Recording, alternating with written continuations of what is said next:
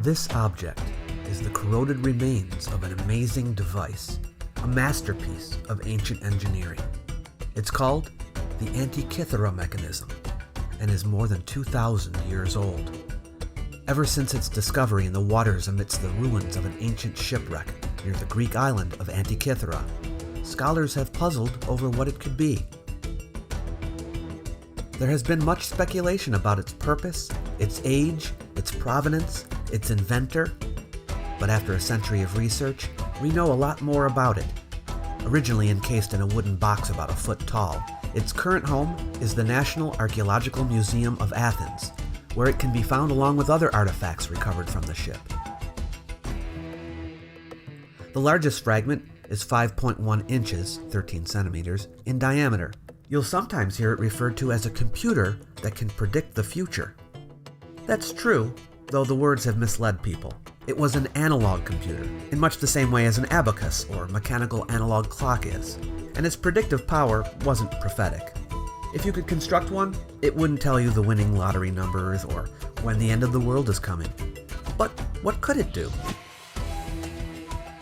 Well, I decided to reach out to one of the people who has worked extensively studying the device over the last couple of decades to get some information about that. And I will share that conversation with you now. After that, I will provide some further interesting facts about the mechanism that you may not have heard before, so stay with me to the end. I have with me here Dr. Tony Freeth, who is a mathematician and founding member of the Antikythera Mechanism Research Project. And he's also an honorary senior research associate at University College London. His work on the Antikythera mechanism has been published in Nature and other prominent journals. In 2012, he produced and appeared in an award-winning TV documentary about the mechanism, which was broadcast in the USA as Ancient Computer, I think. It was on Nova. And it's been on other major TV channels in other countries as well. And so I'm just pleased as punch to be able to speak to him today and ask him some questions about the Antikythera mechanism. Welcome, Dr. Freeth. Thank you. So if you could tell us first, where and how was the Antikythera mechanism discovered? Well, in 1900, there was a party of Greek sponge divers set off from a tiny island called Symi in the eastern Mediterranean, not far from Rhodes.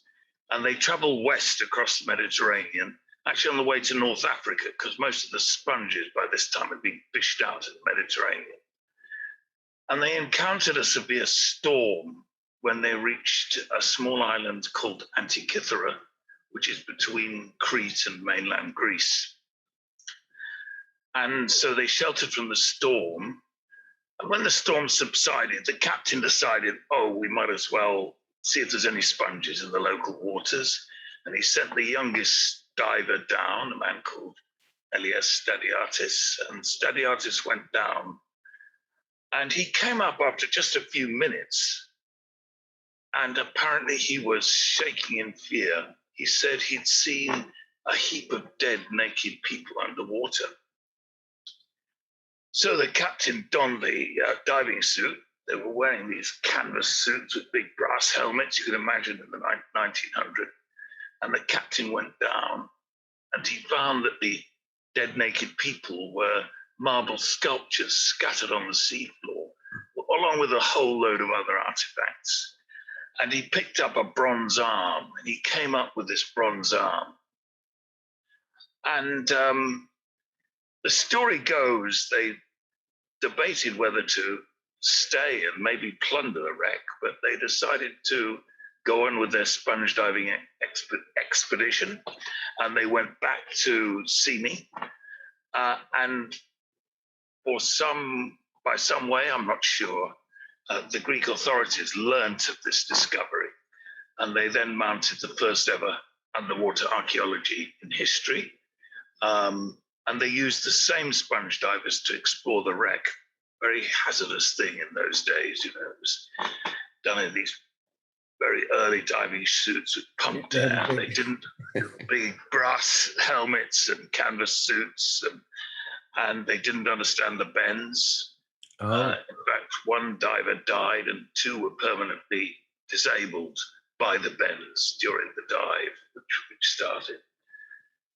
And they started to explore the wreck, but in 1900, the weather was very poor, so they really started in earnest in 1901.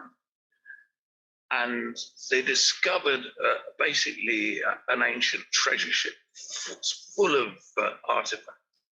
It had amphorae, it had glassware, it had pottery, it had jewelry, it had coins, some superb bronze sculptures, a lot of rather degraded marble sculptures, a whole load of stuff.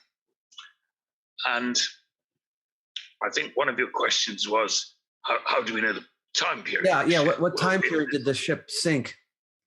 Well, an analysis of the artifacts, there have been two major studies, one by Weinberg in 1965, and a more recent one by the National Archaeological Museum in Athens, who did a superb study. And they analyzed everything that came up, that all the artifacts went to the National Archaeological Museum.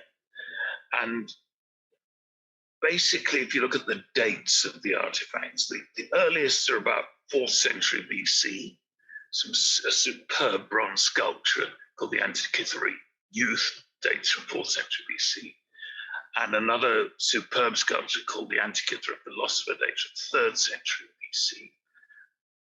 But most of the goods from the wreck actually date from the 1st century BC. But nothing dates from after the middle of the 1st century BC. So this is the reason they date the shipwreck to the middle of the 1st century BC. A date of 65 BC is often quoted, but it could have been a bit later than that, in fact.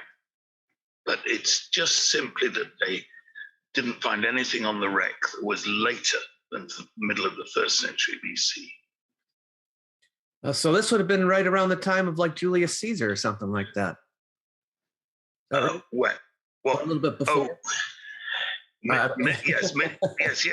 When the shipwreck went down, yes, absolutely, yes. So now you are part of this team called the Antikythera Mechanism Research Project. Could you tell us a little bit about this team? Who's on it, and what are their specialities? Well, I think that I just should clarify something there. The name Antikythera Mechanism Research Group wasn't coined for at least a year after we started to work on it. I've started to study it, in fact, about 6 years after I started studying it. What happened was I was approached by a professor of astronomy who was very interested in this mechanism, said, had I heard anything about it? And I said, no, I'd never heard of it. And I started to study it and become deeply fascinated with it, absolutely. Thought it was an extraordinary object. I'd never heard of it, never seen anything like it. And I also started to become very skeptical about classic research. Classic research had been done by a man called Derek Soller-Price, a British physicist working from the 1950s to the 1970s, who published a very famous paper called Gears from the Greeks. And I started to get very skeptical about his conclusions as to what its functions were, how it was structured, how the gearing worked. I should say I wasn't the first to become skeptical. Two other researchers, Michael Wright and Alan Bromley, had become skeptical about Price's reconstruction before I had. But I didn't know this at the time. And so my first academic paper was a paper called Challenging the Classic Research, which basically criticized this classic model that Price had developed of how it worked on the grounds that it was very complicated gearing, doing rather simple calculations. And so I thought we need to study it more deeply. We need to.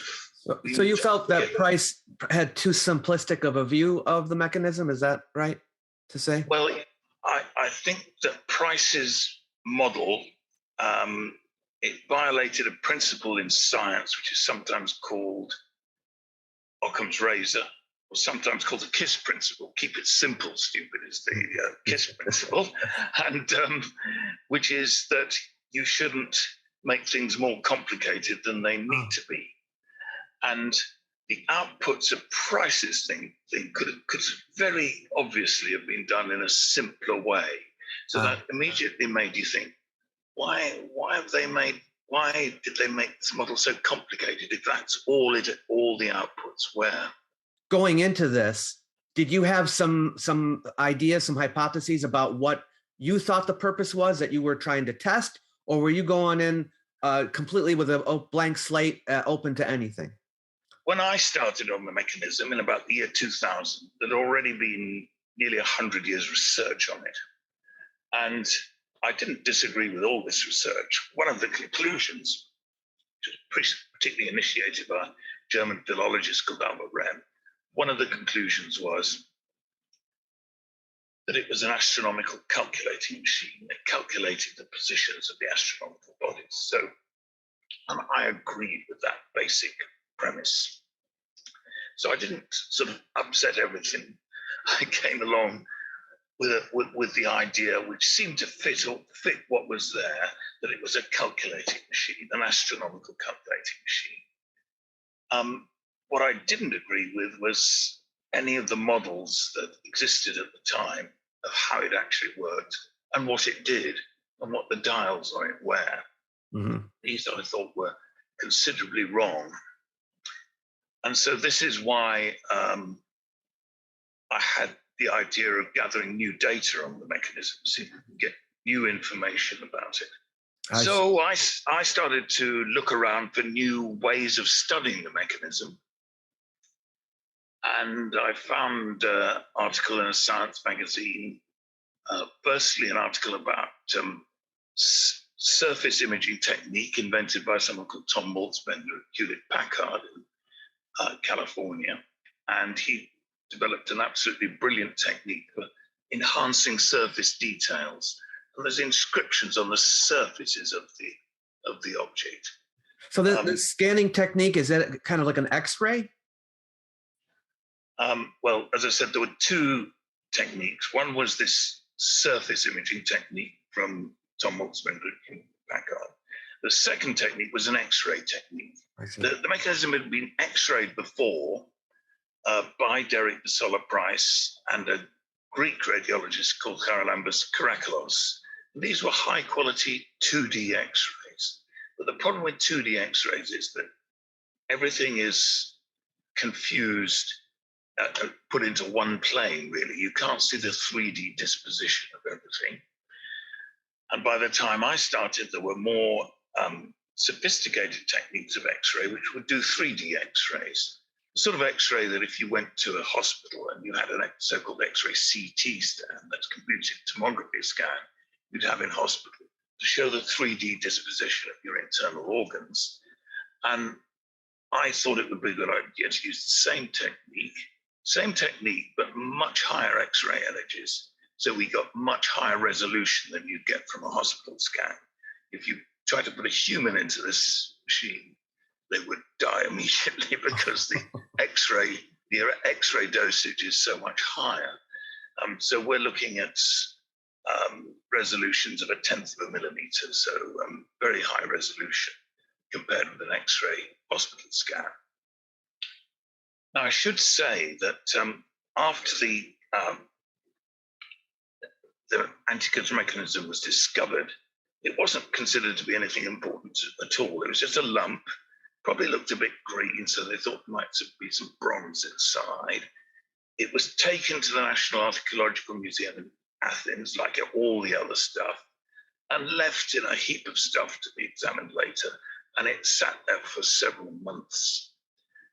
And it was only when it split apart, there's various versions of how that happened, that a visiting archaeologist noticed that there was some little gear wheels inside it, precision gears about the size of coins. And this was just a huge shock for ancient Greece. There shouldn't have been, they knew of gear wheels, but these were gear wheels in windmills, water mills, that sort of thing. These were tiny precision gears, sometimes called mathematical gears, gears designed to cut probably to calculate something. So it has, over the century, or more than a century now since it's discovered, it's split into 82 fragments. Wow. So is this like represent much of the machine or just a small part of the machine? These 82 fragments represent about a third of the original machine. And Price and this Greek radiologist, Krakos, they did 2D X-rays.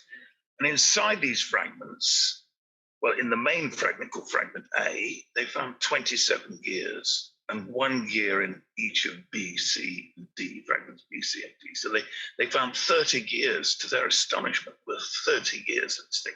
So it was a truly complicated mechanism, far more complicated than people had conceived before. Is that only 1/3 of the gears then? Would there be like 90 gears, or how many gears? No. Our latest model has 69 gears. 69 gears. I don't know if that's the end of the story or not. There may have been a few more gears, but not many more gears. I've got some ideas about this working. There may have been just a few more gears.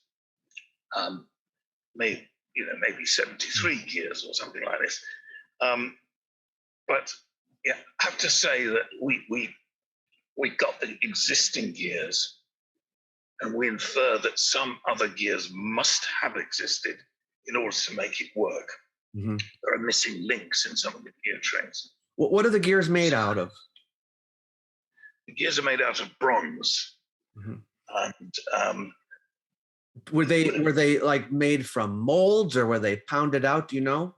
Well, we have a group at UCL, which is my main group I'm working with now, is University College London, UCL, Antikythera Mechanism research team. And we have 2 PhD students, and they're specifically looking at the techniques used to make the components of the mechanism, because there are some really difficult things that are accomplished in making this machine. And in making the gears, they were probably made from sheet bronze that have been produced, hammered out, or whatever. But they're the experts on that, together with their supervisors, who are our academic lead, Alan Wojcik's a materials scientist, and Meto Kopoulou is a archaeometallurgist, for example. So we have specialist expertise in metalworking and so on, which it's not my field really. And they're exploring exactly how the components would have been made. Do you think that the person who invented the mechanism and the person who made the mechanism were the same person, or different people? Well, I think that there's a history here that has to be unpicked, mm-hmm. which is that the first mention of such mechanisms comes in the classical literature, comes from a Roman politician, lawyer, and orator called Cicero. And Cicero wrote that he had seen 2 devices made by Archimedes. Archimedes was the greatest scientist of ancient times, an extraordinary man. And when you look at the descriptions, they sound just like the Antikythera mechanism. He also mentions a device made by Posidonius, 1st century BC Stoic philosopher, which again sounds just like the Antikythera mechanism. And my view is that the heritage of making these mechanisms probably started with Archimedes, but that the Antikythera mechanism itself is after Archimedes died. He died at the siege of Syracuse in 212 BC. This was made afterwards, but it may well have been made according to his design. If you get a successful design, people tend to copy it. You get the design for a Greek temple. A lot of later Greek temples look like your original design for a Greek temple. So I think that the design may well owe a huge amount, maybe almost totally, to Archimedes. So I think that the invention of the idea and probably the model was Archimedes. This mechanism was made by maybe a later follower of Archimedes, we don't know. some scientist, astronomer, but almost certainly working in conjunction with a workshop of craftspeople, with a master craftsman. It's a hugely laborious thing. Some of the gears have 223 teeth, for example. That's a huge amount of labor to make a gear with 223 teeth. There's some, I don't know, 10, 15,000 text characters on the mechanism and inscriptions. This is a huge amount of labor to do all this by hand. Yeah. So I don't think it was made by a single person. It was made by, maybe supervised by a scientist, astronomer, and made by a master craftsman with a workshop of people. Probably. We don't know. All right. So, Okay. so then how did the process of counting teeth on these gears sort of provide clues to the purpose of the mechanism?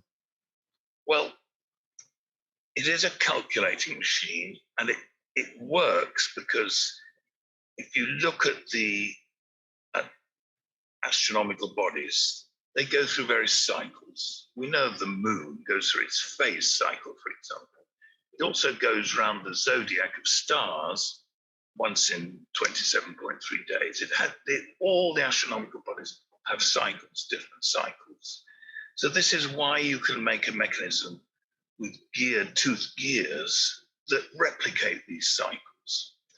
And the number of teeth on the gears tell you what cycles the mechanism was replicating. I think a good example is, again, going back to Price. Price discovered a gear with 38 teeth and a little gear train with another gear, and that's gear train with 127 teeth.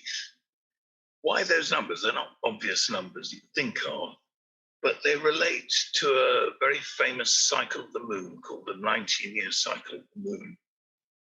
And so 38 is double 19, and 127 is half of 254, which is the number of times that the moon goes through the zodiac of stars in 19 years. So he identified this little gear train, which, using this 38-tooth gear and the 127-tooth gear, calculated this cycle of the moon. It shows the mean position of the moon. Now, this was a huge discovery by Price, an important discovery. He got nearly the whole of the rest of his model wrong, which is partly when I came in to establish that. But this was a major discovery by Price. And if you look at the tooth counts of all the gears in the mechanism, all the 30 surviving gears and so on, we now understand what each of these gears did. We know why, for example, there were 3 gears with 53 teeth. We have 2 of these, 53 teeth. You might wonder, what on earth is that about? Well, that's to do with calculating not only the mean motion of the moon on the 19-year cycle, but its variable motion, because the moon doesn't go at the same speed against the stars all the time. Sometimes it goes faster when it's closer to us on its, what we now know as an elliptical orbit. Sometimes it's further away. And this key number 53 is involved in that calculation in a way which I won't go into the technicalities of it, which are fascinating but too complex to explain. I can leave some links below the video to some of your articles on the details. Okay. Yeah. Now, a lot of people don't know this, but there's writing on the mechanism as well, right? Tell us a little bit about how you found a way to read that, because it was very difficult to read, as I understand. Yes. Well, writing was seen on the mechanism even in the early days. And around 1902, people read the word Venus on the mechanism. I think the word pointer and the word, what else did they read? I don't know, some basic words. In Greek, right? In Greek, all in Greek, and apparently related to astronomy. So this reinforced the idea that it was an astronomical calculator. And then as the original lump split into pieces, they found inside more and more text characters. So that by the time we started, maybe 1,000 text characters have been identified, all related to astronomy, scientific astronomy. Now, when we did our X-rays using this 3D technique, we expected that to show us where all the gears were in 3 dimensions, which it did do, and that was extremely useful for unraveling the gearing structure.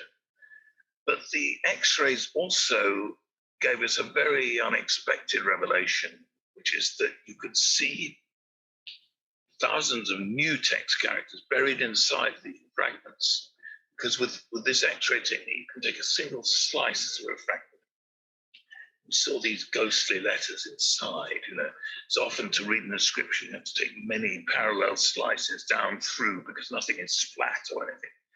That must have been exciting when you first saw these words appearing there that you didn't see before, right? It was extraordinary. It was very exciting to see all this. And since then, we have now about, I think, 3,500, 4,000 text characters. And these were absolutely crucial for really understanding what the mechanism did. Yeah. As I understand it, there was an archaeologist in the museum who found another fragment F at the museum, and it helped to unravel the mystery. After I'd suggested that we do some new studies on the mechanism and suggested these 2 techniques, the surface imaging technique from Hewlett-Packard, the X-ray technique, which was done by a company in Great Britain called X-Tech Systems, we had to get permission to do it. And that took us about 5 years, which was a nightmare, to be quite honest. In charge of us at the museum were 2 senior members of staff, a senior archaeologist called Mary Zaferopoulou and a chemist, head of chemistry at the museum called Eleni Morgan. And one day, Mary was looking in the basement store of the museum, which is, I think, I've never been allowed in there, but I think it's not particularly tidily organized, put it that way. And she found a tray of fragments labeled Antikythera. So she called us up and said, well, might we be interested? Well, of course we were interested. And she'd found, I can't remember how many there were, at least a dozen new fragments. And one of the fragments she found in this tray was called fragment F. And fragment F was where I started after we got all our data. We went back home to analyze it. I was charged with analyzing the gearing and the structure of the dials. I started to look at this fragment F. And it just looks like it's about 4 centimeters long, and it just looks like nothing from the outside. But when you go down through it using X-rays, you can take it slice by slice. And go down through the slices, you start to see these sort of scales turning up. There are 4 different scales that look like rings inside it. And then you go a bit further and you start to see scale divisions around these scales. And then you go down even more and you see between some of the scale divisions, these little groups of characters and so on, which I call glyphs. And I adopted a very simple strategy, which was if you want to know what a dial did, what it was for, you try and calculate how many divisions there were around the whole dial. And it became clear that this little fragment F matched the scale divisions on that, matched the scale divisions that you can see on the surface in fragment A, the main fragment. And you could see how they fitted together. And then there was another little fragment called fragment E, which had been found previously, actually. And that also, using the X-ray CT again, you could see these scale divisions. So I could build up a picture of about maybe a quarter of the whole dial, enough scale divisions to make a good estimate of what the number of divisions around the dial was. And it became clear it was a number between 220, 225. And I realized also from the pattern of the divisions between the different dials that it must be a number of a particular form, and therefore it had to be the number 223. Now, again, 223 won't be a number that anyone not knowing ancient astronomy will think is relevant at all, but 223 is a crucial number that derives from Babylonian astronomy. Babylonian astronomy preceded Greek astronomy in the whole of the first century, first millennium BC. The Babylonian astronomers studied the sky on a daily basis. It was for an early form of astrology, really, omen telling. And they recognized this cycle of 223 lunar months, which is an eclipse prediction cycle. And it's a brilliant eclipse prediction cycle. If you have a solar or lunar eclipse in 1 month, and you look 223 lunar months later, just over 18 years later, you get a very similar lunar or solar eclipse. And this repeat goes on for 12 or 15 centuries. It's an extraordinary cycle. And so I realized that this Babylonian cycle, dating from maybe the 7th century BC, was built into the lower back dial. This was all to do with the dials at the back of the mechanism, the lower back dial of the mechanism. And it must be an eclipse prediction dial. So this led to two things. Firstly, it must have had a pointer that went around it. How was that pointer turned? By the gearing. And I developed a theory of how that worked. And there were quite a lot of the gears present, with some gears absent that had to be filled in to make it work. But it all, the story hung together very nicely. And then these little groups of characters between some of the scale divisions, which I call glyphs, were evident in the eclipse predictions. And these glyphs, they didn't just tell you there's going to be a lunar or solar eclipse in this month. They told you the time of day the eclipse is predicted to happen. And each of them had a little index letter on them, which referred to inscriptions around the dial, which described the characteristics of the eclipse, what magnitude the eclipse will be, the color of the eclipse, and information like that. And so it's an extraordinarily ambitious eclipse prediction scheme on this instrument. Is that the main function, would you say, of the device, to predict eclipses and to tell you about eclipses? No, it's not the main function. It's one of the several functions of the device. This is on the back dials. The upper back dial is a calendar based on this 19-year cycle of the moon called the Metonic cycle, after the Athenian astronomer Meton of Athens, who proposed it in the 5th century BC.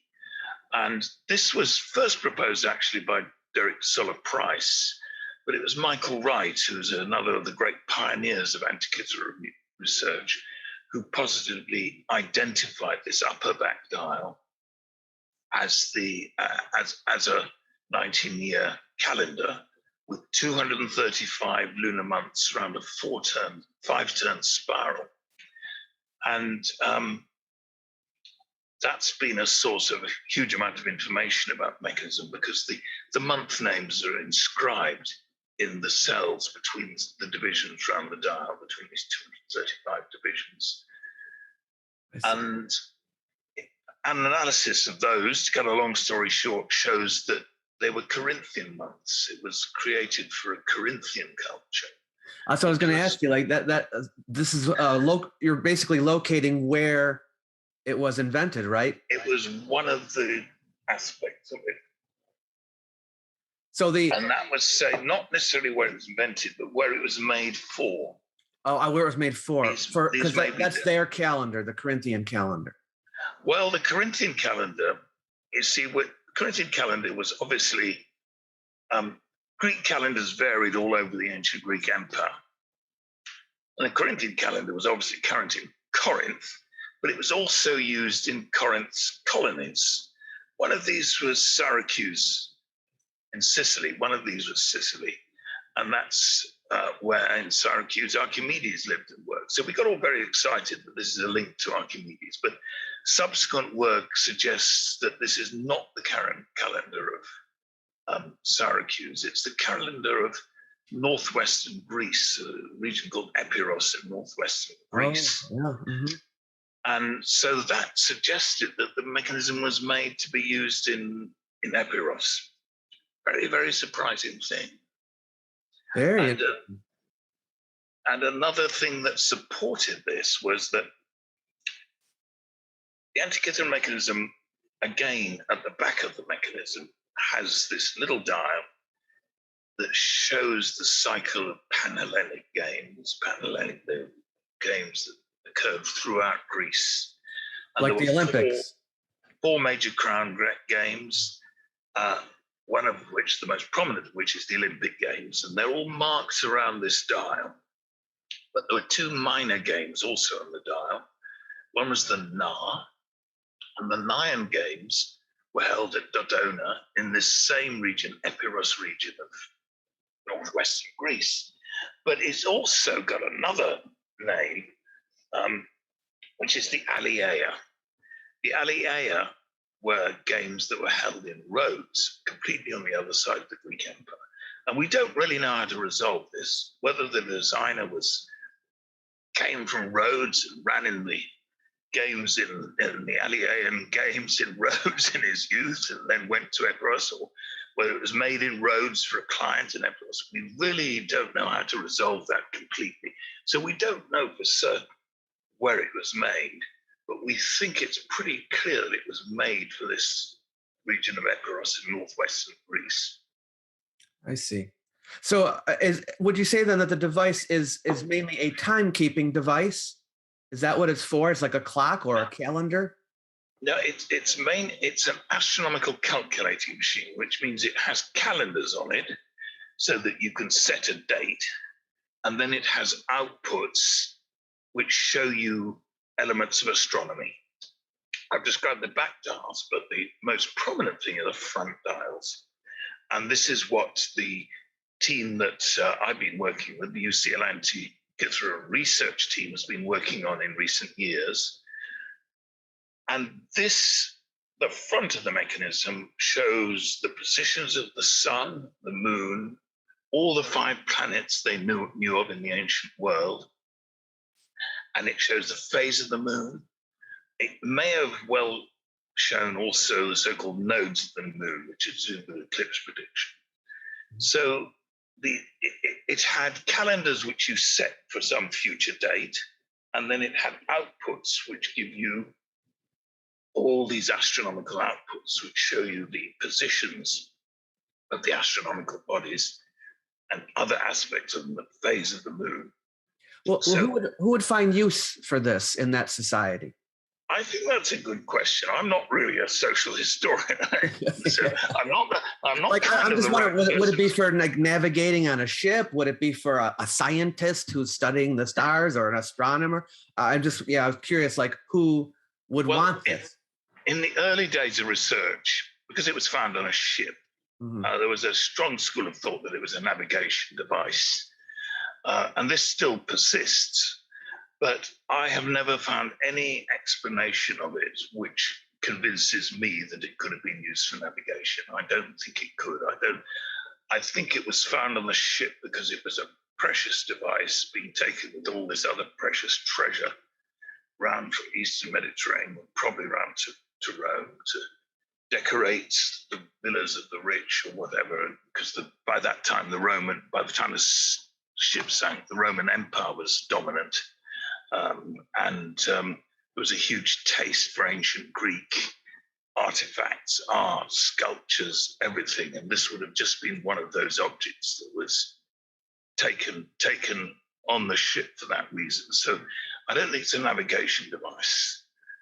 I think that it was, my own view is that it was a device made by a very capable mathematician and astronomer who was fascinated with the idea that you could take these scientific theories, which the ancient Greeks have about the movement of the planets, say, and you could use a machine to predict their outcomes. If you take the theories they had about the planets at that time, and you want to calculate the consequences of those theories, you want to calculate, say, the position of Mars sometime 10 years hence, you need to use trigonometry if you do it mathematically. And trigonometry had started in this period, but it would have been a very, very cumbersome method of determining just a single position of Mars at a single date. It would have taken you a long time to do it. But with the Antikythera mechanism, you simply turn the handle and it shows you, it does all the trigonometry for you. It's a device which means that you can avoid doing any trigonometry at all, because it's mechanically calculates it. Yeah, I'm trying to think of like what the practical value would be. It just seems like it would be just to have certain knowledge, and not everybody would necessarily need that knowledge unless they wanted to plan something, I suppose. Well, some people have suggested it might be a demonstration device, to show the cycles of the astronomical body themselves. But I think it's more than that. It's more than a device that somebody brings out of a stationery cupboard at schools and shows the children and says, "First, children, don't touch it. It's very delicate. Don't touch it." And this is. I think it's more than that. It's too complicated, too sophisticated, too clever to have been used just as a demonstration device. And I think it was this revelation, and the revelation I feel probably goes back to Archimedes. It's a crucial point in the history of science and technology, that you could take a scientific theory and you could use a machine to calculate its consequences. We take this for granted now, but before the Antikythera mechanism, I don't think anyone had conceived that you could use a machine to calculate an abstract theory. Yeah, I remember the philosopher Thales is said to have been the first Greek who ever predicted an eclipse, and he lived like in the 6th century, I think, BCE. It's a little bit before. But by this time, they pretty much have accepted now that you can predict an eclipse, right? Yes. And they've invented a device to do it. Yeah. Do you think this is the only one of its kind, or do you think it was mass produced, or how many of these types of mechanism do you think could exist? Well, if you look at Cicero's descriptions of these devices, he mentions 2 devices made by Archimedes and 1 made by Posidonius. So there are at least 3 devices, that is, in Archimedes, in Cicero's time, sorry, not Archimedes' time, Cicero's time. And there are mentions in later literature by Vitruvius, I think, and early AD times of similar devices. So there's a scattering of references, but there's no actual physical devices surviving. They've all disappeared. And I think that there were quite a number of them, but a limited number, because this was an extremely labor-intensive object to make. Thousands and thousands, tens of thousands of people hours to make this device. It would have been effectively extremely expensive, like a modern day luxury astronomical watch, made by Unisnada or Patek Philippe or something like that. Very, very expensive instrument to make. So they can't have been very common. Yeah. And people sometimes ask, well, where are all the other ones? What happened to them all? Where are the ones? And I think the answer is that bronze was a very precious metal, and anything that survived on the surface, as it were, that wasn't sunk in a shipwreck or something like that, was melted down. These machines were probably too complicated for their own good. They probably broke down and no one knew how to fix them. So they just melted them down. And bronze, if you look at, say, at the National Archaeological Museum in Athens, has got beautiful bronze sculptures. all except one of those came from shipwrecks because they were protected by being wrecked. One of them came from a tomb, and that's why that was protected. Yeah. Everything else, when the Romans sacked Corinth in 146 BC, it's known from the literature that there were at least 3,000 bronze sculptures. And a classical historian said to me, she said, we don't even have a big toe left from all those 3,000 sculptures because the metal was all reused. Bronze, you can't underestimate how valuable the bronze was. Mm-hmm. Yeah. Some people say that the Antikythera mechanism is anachronistic. It's too advanced for people of the 1st century BCE to be able to even make something like this. They wouldn't have known how. Do you agree with that?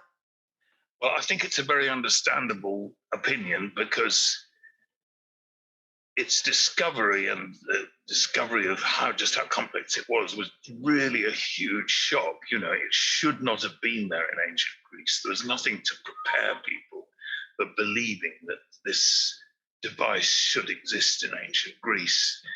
So I understand that people are skeptical. I've studied the mechanism now for more than 20 years, and the more I study it, the more it becomes clear that everything built into it is right for ancient Greece. The astronomy is we know of all this astronomy that's built into the mechanism from other texts, that they knew of this astronomy, or nearly everything. There's a couple of things we didn't realize that we found from the mechanism, but the major astronomical theories and ideas all existed in ancient Greece prior to the Antikythera mechanism. So the astronomy is right for its date.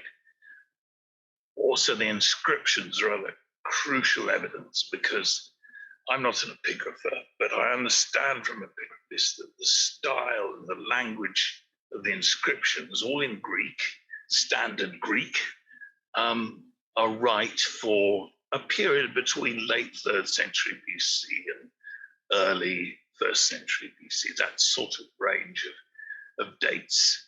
And there's specific aspects of the style of the letters and so on they analyze that give us confidence that these are ancient Greek inscriptions. They don't come from later in history. Mm-hmm. Yeah. Does the mechanism imply a geocentric or heliocentric model of the solar system? It's made entirely as a geocentric model of the solar system. I should add something about this, which is that even if you have a heliocentric view of the solar system, if you want to follow the position of the even if you have a heliocentric view of the solar system, if you want to follow the positions of astronomical bodies from Earth, you have to make a geocentric model to do that. The planets do all these little backward loops. Well, if you're sitting on the sun, they'd just be going around elliptical orbits. But you're sitting on the Earth. We are Earthlings. We live on the Earth. We need Earth-based instruments. As to whether the designer of this mechanism was aware of heliocentric models is a matter of debate. There was an ancient Greek astronomer called Aristarchus who in 297 BC proposed a heliocentric model. And he got in for a huge amount of criticism and was accused of impiety. And it seems that the idea with it, though some people think that it continued almost in an underground way, a heliocentric model continued in an underground way through later Greek astronomy. But I can't comment on this. It's just I've read people speculating about that. But the Antikythera mechanism, the whole design is geocentric. I see. Yeah. Well, I want to thank you so much for taking the time to come on here and answering all my questions and telling us more about this fascinating device. It's been a pleasure having you. Here are 3 things about the Antikythera mechanism which you may not know. 1. Although the ship sank during the time of the Roman Republic, it was not a Roman vessel.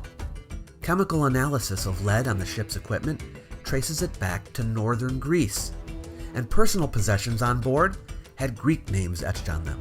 It would seem that the crew was largely Greek. 2. There are numerous references to devices of this kind in ancient Greek and Roman writings. The most significant is one by the Roman orator Cicero, who presents a dialogue in which a 2nd century BCE Roman statesman named Lucius Furius Philus recounts the following story.